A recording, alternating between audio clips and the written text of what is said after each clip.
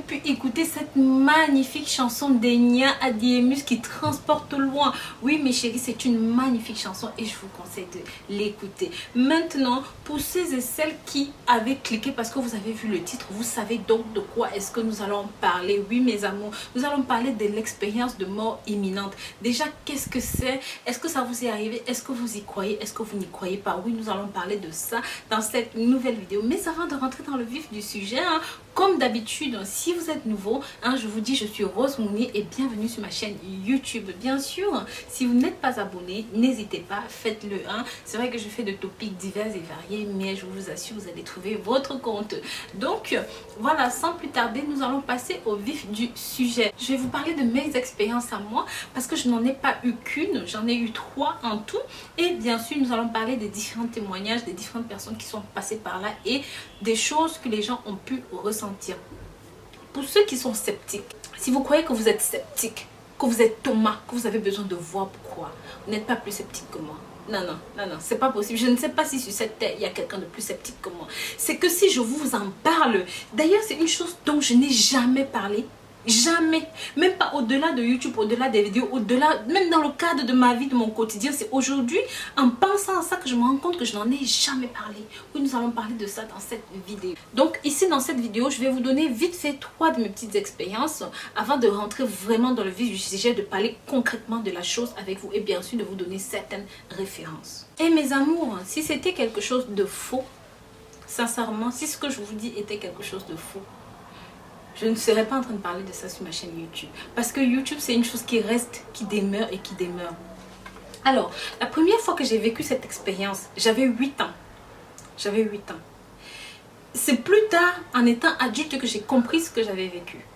À 8 ans, j'étais allée dans la cave de mon père. Parce que mon père avait toute une grande bibliothèque dans sa cave. Et on avait interdiction formelle d'y aller. Je suis allée dans cette cave-là. Et j'ai pris un livre qui s'appelait Le voyage astral. J'ai commencé à feuilleter le livre, j'ai commencé à le lire et à un moment, dans ce livre, à un moment, il disait « Concentrez-vous, vous ne sentirez plus vos pieds ». Donc j'ai fait exactement ce qu'on disait dans le livre, j'ai continué de lire, et à un autre, ça m'a pris peut-être 5, 6, 7 heures. Mais je ne pouvais plus me décoller de ce livre, je ne voulais qu'une chose, continuer de le lire. Et après un moment, ils disent « Concentrez-vous, vous ne sentirez plus vos hanches. Vous ne sentirez plus de vos orteils à vos hanches. » Alors j'ai continué de lire jusqu'à ce qu'on dise « Vous ne sentirez plus votre torse. » Et c'est là où mon père a déboulé dans la cave. Quand il est arrivé dans la cave, j'étais paralysée des orteils jusqu'au torse. Mes amours, je ne sais pas quel livre c'était. Je n'ai jamais demandé à mon père ce que c'était. Et je crois que je suis restée 2 jours dans le coma. Mais ce qui me revient à l'esprit, c'est ce qui s'est passé dans ma tête. J'étais dans un état de semi-conscience et je me sentais partir. Mes amours, je me sentais voyager. Je me sentais comme... je sais pas comment vous le dire, mais je me sentais... Je n'étais plus sur terre. Vous voyez, j'ai toujours eu l'impression que dans ce livre-là, j'avais découvert quelque chose, comme si je pouvais voyager. Et oui, ceux qui disent qu'il n'existe que la Terre, que machin, les planètes, que c'est la conspiration, que ceci. Non, le monde est vaste, il est immense. Et à mes 8 ans, j'ai expérimenté ces choses-là, même si je ne pouvais pas mettre les mots dessus, sur ce voyage, sur ce petit truc, ce petit plongeon, ce petit machin, ce petit truc que j'avais plané. Je sais que c'était ça. Deuxième expérience. En numéro 2, à mes 16 ans, turbulente, aussi turbulente que j'étais, des fois je me prenais pour un garçon, pour un, je sais pas moi, pour un quoi. Donc j'ai piqué la moto à mon papa et je faisais du cross. Donc je faisais de la moto et tout. Et j'ai eu un accident. J'ai eu en fait, j'ai pas eu... Si j'ai eu un accident, en fait, c'est que pendant que j'étais au 170, 180, sur une toute petite route de campagne, il y avait un troupeau de vaches. Je ne sais pas ce que ce troupeau de vaches venait faire là. Et j'ai eu envie d'esquiver le troupeau de vaches, sauf qu'il y avait une espèce de flaque d'eau que je n'avais pas calculée. Je croyais que c'était une petite flaque, mais c'était vraiment une flaque profonde. Donc j'ai tapé dans la flaque d'eau et j'ai volé. La moto et moi on est partis. Et je me rappelle d'une chose, je n'avais pas de casque, je n'avais rien. Je me rappelle juste d'une chose, mon front gratte contre le goudron. Et j'essaye de me protéger avec la main et je sens comment ça frotte sur le sol. Et je crois que j'ai été projetée sur des centaines de mètres. Mais cette chose qui a duré 1 minute pour les autres a duré une éternité pour moi. Parce que ce bruit, jusqu'à présent, m'est resté dans la tête. Vous savez, ce truc qui est comme si... comme si on lissait un truc. Et j'entendais ce son et je savais que c'était mon crâne qui était en train de se lisser contre le machin. Et je pouvais sentir le même truc avec mon bras. Et plus tard, et après il y a eu une coupure. Donc après ce que je viens de vous décrire, il y a eu une coupure. Il n'y a rien eu entre ça. Et je me suis retrouvée. Ce qui m'a marqué, c'est après la coupure. J'ai repris conscience, mais je n'étais plus dans mon corps. Ouais, je n'arrivais plus à intégrer mon corps. D'ailleurs, je ne savais même pas où était mon corps. Pour le coup, pour cette fois-là, je n'arrivais pas à voir où était mon corps. Mais je me sentais tellement bien. Je pouvais le sentir que je me sentais tellement bien. Vous croyez que vous êtes heureux? Que vous avez connu le bonheur? Même quand vous faites l'amour, que vous jouissez, ce n'a rien. C'est pas ça le bonheur, je vous jure mes chéris. Ce sentiment de plénitude, si vous n'avez pas goûté à ça, vous ne savez pas ce que c'est. Je me sentais comme boosté par je ne sais quelle force inimaginable. J'étais bien dans ma peau et je n'avais qu'une envie, c'était de suivre le flot. Il y avait un truc de bonheur intense qui m'appelait au loin. Et je ne voyais pas mon corps, je ne voyais pas les gens, je n'entendais pas les gens. Je ne vais pas dire que ce que je voyais devant moi c'était une lumière blanche parce que je ne me rappelle pas exactement de ce que c'était, ni même là où j'étais. Mais je sais que ce qui m'a marqué, c'est le bonheur que j'éprouvais, c'est le bien-être, comme si je pouvais flotter dans le bonheur, vous voyez, dans la sensation j'étais tellement heureuse. Mais le petit truc c'est que dans tout cet immense bonheur, dans tout cet océan de bonheur, j'avais mon cœur qui battait. Je pouvais sentir mon cœur battre, qui me disait, Roselyne, ne pars pas, ne pars pas, ne pars pas, pense à ta mère. Vous voyez, il y avait cette petite voix et c'est cette petite chose qui a fait que je n'ai pas eu envie de suivre ce flot de bonheur. Je n'ai pas eu envie parce que il y avait comme quelque chose qui me retenait. Et c'est plus tard que j'ai su que j'avais fait un arrêt cardiaque. Alors, ça c'était le deuxième truc dont je me rappelle et j'ai pu le raconter après. Donc j'ai pu raconter ça. Bien sûr, on a mis ça dans le contexte des délits. Moi-même, j'ai mis ça dans le contexte des délits ou de machin ou de ci ou de ça. Parce que je n'ai pas pu caser ça quelque part, je vous le dis. Et la troisième fois, c'était il y a quelques années, tout récemment, il y a peut-être 4 ou 5 ans. Donc, j'ai subi une agression à l'arme blanche, une grosse agression. Et ce qui m'a marqué lors de cette agression, c'est que j'ai senti le premier coup de couteau. C'est le seul truc que j'ai senti. Mais ça n'a pas été douloureux. Mais il y en a eu plusieurs autres après, une douzaine après. Et ce qui a été marquant, très marquant dans l'histoire, c'est que à un moment, vous voyez, je sentais comme, c'est comme si j'avais quitté, non, avant de quitter mon corps, j'ai senti comme si, vous voyez, comme si j'étais en perte de pression, quelque chose, donc comme une éponge, je me suis juste posée comme ça, et c'est à partir du moment où je me suis posée, que je me suis laissée aller, je me suis sentie respirer, et quand j'ai commencé à me sentir respirer, je n'avais plus peur de rien, mes amours. Il y avait comme quelque chose qui me disait, laisse-toi aller. Voilà, c'est ça, tu vas voir, tu ne penseras plus jamais à rien, tu ne te sentiras plus jamais mal, tu verras, tu seras bien. Et je pouvais m'entendre penser comme ça, tu verras, tu te sentiras bien. Et j'avais qu'une envie, c'était de laisser poser mes bras et de me laisser aller et d'écouter ce truc qui s'emparait de moi, de ma personne. Et après, ça a été le trou noir. Maintenant, la deuxième fois que j'ai senti ce truc, non, j'ai pas senti la deuxième fois.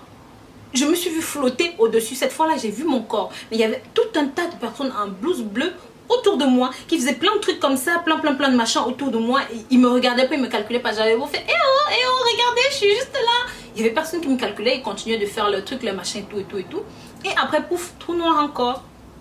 Et la troisième fois que j'ai eu cette sensation, j'étais couchée. Et il y avait 2 chirurgiens qui étaient assis à côté de moi. Après, je leur ai raconté l'histoire, je les ai tout raconté, ils m'ont confirmé que c'était vrai, ce que j'avais entendu. Donc, ils étaient assis à côté de moi et je les entendais rire.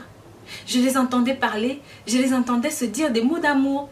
Donc, c'était 2 hommes qui étaient gays, 2 chirurgiens qui s'étaient occupés de moi qui étaient gays. Et je les entendais se parler, se dire, oui, tu sais que je t'aime aussi et tout. Ils étaient juste à mon chevet. Et c'est cette voix, mes amours, que j'ai entendue parce que j'étais au-dessus de mon corps. Je pouvais les voir, mais eux, ils ne pouvaient pas me voir et ils ne pouvaient pas m'entendre. Mais moi, je les entendais, je les voyais et je les regardais parce qu'ils s'échangeaient des tendresses. C'était tellement beau. Et je me suis accrochée à cette voix parce que je vous dis, je flottais, je planais. J'étais tellement bien. J'étais tellement à l'aise là au-dessus. Mais comme cette fois, il n'y avait pas d'espace vide, il n'y avait pas d'univers, je ne vois rien. J'étais juste collée au-dessus de ce lit, de cette chambre. Et je ne pouvais pas sortir de là, j'étais au-dessus, je flottais au-dessus de mon corps, mais je ne pouvais aller nulle part. Et juste quand eux, ils sont sortis, il y a mon mari qui est rentré. Et là, lui, je l'ai vu en train de pleurer. Et je suis venue m'asseoir. Vous voyez, j'ai essayé de descendre tout près de lui. Et de lui dire, ne pleure pas. Tu sais, je suis là, je te regarde. Je suis là, je te vois, ne pleure pas. Regarde comment tu es tout rouge et tout. Et je voulais lui dire ça, mais je ne pouvais pas. Il n'y avait pas d'interaction. Je me voyais, je le voyais. Et je voyais tout ce truc, mais je ne pouvais pas parler. Donc après, il y a eu une coupure et il n'y a plus rien eu. Et à mon réveil, j'ai vu les deux chirurgiens. Pour vous dire que j'ai pu me rappeler de ces détails-là. J'ai vu les deux chirurgiens et je leur ai dit, vous deux, vous êtes gays. Comme vous, je dis non, parce que je l'ai entendu. Vous n'avez pas besoin de le nier, j'ai entendu. Et à vrai dire, ce sont vos voix qui m'ont permis voilà. Et du coup, ils ont confirmé que c'était vrai. Et j'ai dit à mon mari, tu sais, je t'ai vu pleurer pendant que j'étais dans le lit, même si je n'étais pas réveillée, parce que les premiers jours, on ne savait pas qui j'étais et tout, je n'avais pas ma famille. Donc quand je lui ai dit, tu sais, je t'ai vu pleurer et tout, et tout, et tout. Donc voilà, promets-moi de ne plus jamais pleurer si tu viens à mon chevet et tout ça. Donc vous voyez, j'avais vécu ces choses-là et j'ai demandé au médecin combien d'arrêts cardiaques j'avais eu. Parce qu'ils me cachaient ça, ils me disaient que non, ça a été l'opération. Mais je voyais bien à leur regard qu'ils sont passés à hic de quelque chose. Mais ils ne voulaient pas me dire que j'étais passée à hic de, je ne sais pas, on va pas dire d'une expérience de mort imminente. Mais les gars refusaient de me dire. Mais je leur ai dit, je suis sûre que j'ai eu au moins 3 arrêts cardiaques parce que je me rappelle de 3 trucs trop bizarres. Ils n'ont pas confirmé ce truc. Jusqu'aujourd'hui, ils ne me l'ont pas dit. Je ne sais pas pourquoi on ne me l'a pas dit. Parce que j'ai insisté là-dessus pour savoir si mes opérations s'étaient bien passées. Ils ne me l'ont pas dit. Ils m'ont dit, madame, vous êtes là, c'est l'essentiel. Mais je sais que j'ai eu 3 arrêts cardiaques au moins. Donc ça, c'était mon expérience à moi. Maintenant, parlons de la chose concrètement en elle-même. Sachez que avant de faire cette vidéo, j'ai lu énormément d'articles, j'ai lu énormément de revues, j'ai acheté énormément de bouquins sur la chose. Notamment, on va commencer par le bouquin le plus célèbre du monde, la Bible. Les amours, sachez que, parce que oui, lorsqu'il s'agit de mort, il faut bien s'y plonger. Sachez mes chéris que dans la Bible, il est dit dans son premier épître aux Corinthiens, ainsi en est-il de la résurrection des morts. S'aimer destructible, on se relève indestructible. S'aimer méprisable, on se relève glorieux. S'aimer faible, on se relève puissant. S'aimer animal, on se relève corps spirituel. Je vais vous dire un mystère, nous ne nous endormirons pas tous. Mais tous seront changés en un instant. Cette citation est le propre même des expériences de mort imminente, oui. Ce passage biblique résume tout simplement tout ce dont on vient de parler. Maintenant, sachez que ce n'est pas tout. Sachez que autant j'ai vécu mon expérience de mort imminente, j'ai découvert que sur 100 cas, il y a 15% qui ont vécu des expériences de mort imminente négatives. C'est-à-dire qu'ils sont allés en enfer, on les a fouettés, on les a attachés. Bref, l'enfer différait d'une personne à une autre. L'enfer, décrit par certains, moi, très sincèrement, si je devais me prononcer sur ce que je viens de vous raconter, je vais vous dire que j'ai halluciné, ou peut-être que nous ne conservons pas, peut-être que nous ne concevons pas le cerveau tel qu'il devrait être conçu. Peut-être que le cerveau n'est pas un émetteur, mais plutôt un récepteur de notre conscience. Si ça se trouve, c'est simplement ça. Et ça expliquerait tellement de choses. Ça expliquerait pourquoi, même après certaines expériences de mort, nous pouvons encore recevoir certaines données, parce que le cerveau en soi n'est pas un organe comme les autres, est plutôt quelque chose qui décode l'âme, qui décode l'esprit. Parlons de l'expérience de mort imminente telle que vue par la science. La science, les personnes bien sûr ayant échappé à la mort affirment avoir vécu quelque chose de surnaturel. Et sachez que ma description à moi concorde à 80% des cas avec des millions d'autres descriptions de par le monde. Au quotidien, vous savez, dans les hôpitaux, les médecins passent le temps à réaliser des véritables chefs-d'œuvre, des véritables courses après la montre. Ils tentent de retourner dans les limites du possible, ils tentent de retourner la situation à leur avantage pour sauver la vie de leurs patients. Non, lorsque l'état d'un patient se dégrade, de temps en temps, ils sont obligés de le mettre dans un coma artificiel. Et bien sûr, dans les salles d'attente, pour ceux qui ont des familles, on va recevoir des nouvelles difficiles. Oui, vraiment, ça se passe mal. Et là, les médecins vont expliquer que blablabla, malgré tous les efforts qu'ils sont en train de faire, malheureusement, le pronostic vital est engagé. C'est ça qui nous intéresse. Parce que là, c'est ça qui nous intéresse. Parce que là, soudainement, quelque chose d'inexplicable se produit. Certains parlent de seconde chance, d'autres parlent de miracle parce que l'inexplicable se produit soudain. Le patient reprend conscience. Et bien sûr, la famille est heureuse, la famille dit merci au médecin et ci et ça, et sont conscients de la chance qu'ils ont eue de ne pas avoir perdu leur être cher. Et bien sûr, les médecins vont tenter d'avoir une explication auprès du patient, leur demander au patient que, mais dis donc, toi, on t'a donné pour mort, tout ton pronostic vital était engagé, il n'y avait plus rien à faire. Comment tu as fait pour te sortir de là? Qu'est-ce qui s'est passé? Est-ce que tu te rappelles? Et là, vous allez donc entendre des trucs qui vont relever de la fiction. Des trucs dont je vais vous parler dans cette vidéo. Parce que chacun va sortir une histoire. Oh, j'ai vécu ci, oh, j'ai vécu ça. D'autres vont dire, il la fabule. Elle invente, c'est pas arrivé. Son cerveau lui a joué des tours. Sachez que cela s'est produit à de multiples occasions. Prenons le cas de Sharon Stone, l'actrice. Sachez que d'après le Daily Mail, en 2001, cette actrice a vécu une expérience de mort imminente. Alors qu'elle avait eu une hémorragie cérébrale. Sharon Stone, dans son cas, elle a parlé avoir parlé à ses proches qui étaient décédés, avoir parlé à sa famille, avoir côtoyé le bonheur, avoir été au paradis, traverser des contrées qu'elle n'avait jamais visitées, avoir découvert le monde sous un autre angle, sous une autre forme. Et elle a aussi dit que cela a profondément changé sa vie parce que ça lui a permis d'être quelqu'un de meilleur, quelqu'un de différent. En plusieurs expériences, les patients expliquent être sortis de leur corps pour assister à leur opération chirurgicale. Je vous ai dit, j'ai lu beaucoup de livres là-dessus, notamment le livre du docteur Eben Alexander. D'ailleurs, il a un blog qui parle en détail de tout cela. Sachez que lui qui était l'un des plus sceptiques, des personnes les plus sceptiques qui existent sur la terre lorsqu'il a eu son coma et qu'il est allé au paradis et qu'il a vécu une vie différente de celle qu'il avait avant, il est revenu tout changer, différent. Et c'est un éminent scientifique, un éminent docteur s'il vous plaît, qui vous parle de ça, de l'expérience de la vie après la mort. Comment expliquer que des personnes qui ont vécu des expériences pareilles, qui ont eu une expérience de mort imminente, puissent raconter de par le monde à des endroits différents exactement la même histoire? Bon, j'ai cherché plusieurs pistes. Je me suis dit, soit c'est pour des raisons spirituelles, hein, même l'imagination.